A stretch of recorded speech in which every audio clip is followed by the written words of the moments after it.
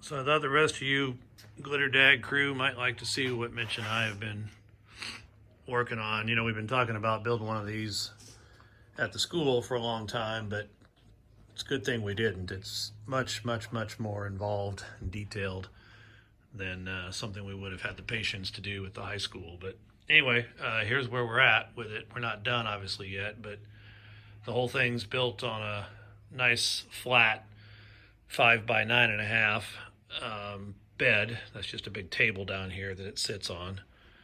And then on top of that was laid in this sort of lattice work that each one of these holes, well, you can see what I'm doing with them there. They act as a clamp to hold down your workpiece, regardless of whatever size your workpiece is that you're working with. You can clamp it down in that way.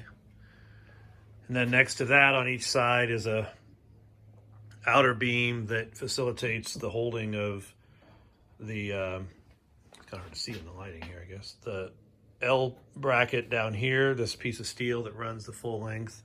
Then there's another L piece right here. You can't see it. And then there's a gear rail, just like a rack and pinion gear that rides the length of the rail as well.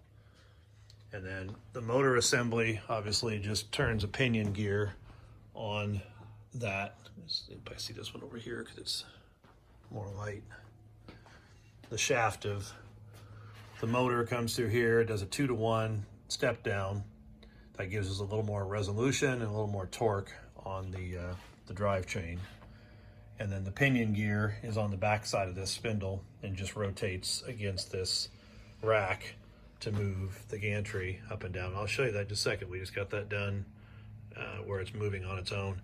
These shims are shoved in there right now, just forcing this motor up so that the pinion gear engages the teeth. Whereas over there, you can see we've finished the tensioning mechanism.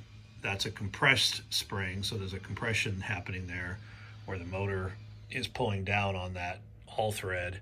And if it ever was to bind, instead of the gear not allowing the motor to turn and overheating or breaking something in the motor, that spring will allow the whole unit to pivot on that bolt, and then the whole motor unit there will just pivot down against that spring if it was to ever bind.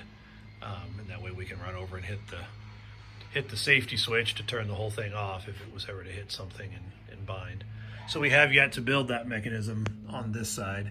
It'll go right here. So for now, just to make it move, we're just binding the motor assembly up to engage the teeth. So again, I'll show you it moving in just a minute. The other things I suppose to show you, the X-axis isn't done yet. That'll get built right here, obviously. Then the Z will be a 3 horsepower, 3-phase milling spindle that we bought. And it'd be much quieter and much more accurate, higher horsepower than just a standard router. And it's easier to mount because it comes with its own mount. It's made for CNCing, so we went that route instead of just using a Menards router or something. We're going to put some lighting, some of this standard RGBW strip lighting underneath here. We've already found cases where we're working over here. It's a little dark in the shop here at night, that it'll give us some downlight on the workpiece. And then this hole behind this panel to control the lights is actually going to serve 2 purposes, because when this SBA rail, here I'll show you, it's down here on the floor. This is the rail that's going to drive the X-axis, and these are the glides that can come off the end of the rail. The rail is just it's called SBA rail, just a round rod on top of there. So these glides that go on the rail, once that rail is affixed here, leg to leg, we'll be able to use this opening, just pop this panel off, and slide this glide into the rail to get it on there. These things can wear out. The Chinese made ones are not as accurate as others that you can buy, and so if ever we had to upgrade or replace these, we wanted to have a way to get them off this rail, hence the hole. And it just so happened to be that the back side of this LED controller was about the size we needed to get this out, so that's how we're dubbing the use of that hole. The top motor will look just like for the X-axis. It'll ride up here. It'll look just like that motor assembly, and the gear rail that it will run on will sit right here on this back piece of the plywood. It'll stick up and have the teeth up here, and so the motor will sit right here and spin against that gear rail to activate the X-axis back and forth. So I guess that's about it. To fire it up, I have some electrical under here. I can turn the motor switch on. This little unit right here, back up so you can see it. This is on some drawer rails. It's just a big unit that slides out, and all the electronics are in there. This temporary bed here on the end comes off. It's only there because we want to be able to run the gantry off the unit and get it out here where we can get to the inside of the motors without this rail being in the way. So this is just a temporary off rail for the gantry while we work on it. So it'll come off, and then I'll have easier access to this pull out. The front of that thing gets this furnace filter cover, and then this plexiglass top sits on the top of this, and then down in here is where all the electronics are. And the furnace filter front just lets it suck air. There's a big squirrel cage fan in the back that sucks air in through the cavity to cool all the electronics. So it'll suck air in through the filter, and then there'll be a plexiglass lid. It's a big mess right now because we just have everything temporarily wired to test things. But that's the PC board that does the motor control. Power supplies are sitting in a row right here. There's 4 power supplies going back that way.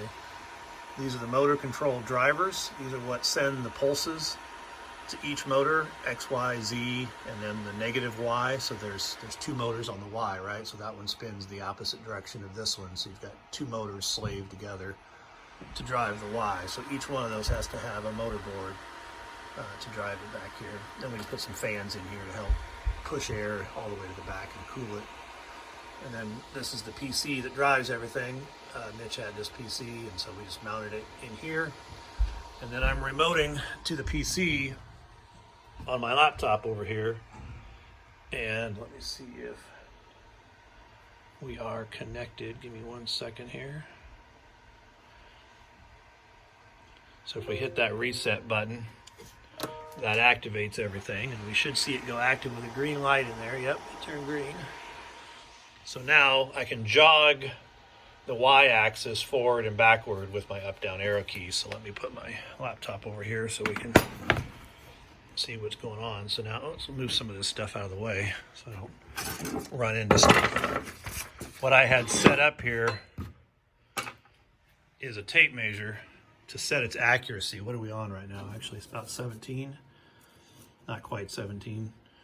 So if I want to move 20 inches that way, what I can do is come in here as a setup, go into settings. We're going to configure the Y-axis, and I tell it to move 20 inches. You just type in 20. And if I hit enter, there you see the gantry moved. What was it on? 17. So now it's on 37.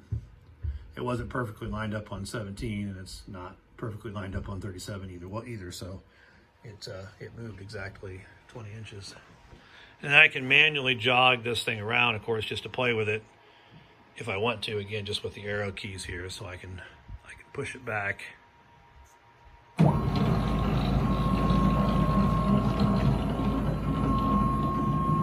And it will cut, actually it'll cut just over 96 inches, so just over 8 feet. We left this part here beyond, so 8 feet is from here to where it cuts on its extreme back there. But then we left this overhang to eventually mount a motor here for spindling. And so this table that's temporarily on here right now, we might cut it down a little bit, put a plexiglass cover over it so the dust collection can maybe pull from underneath right here, and then do spindle cutting, do 4-foot long spindle type work that the CNC machine could do as well. There will be dust collection to the rest of it as well. I put a port up here in my ceiling going back to the dust unit, so that'll just have a coil hose come off of there and hook to the Z-axis and go down to a little boot around the bit to pick up all the debris down there.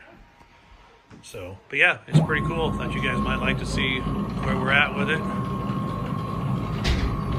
That stick, of course, is just my way of aligning it. I just clamp that stick on there to calibrate everything so that it runs the right amount of distance. So, all right, see you guys.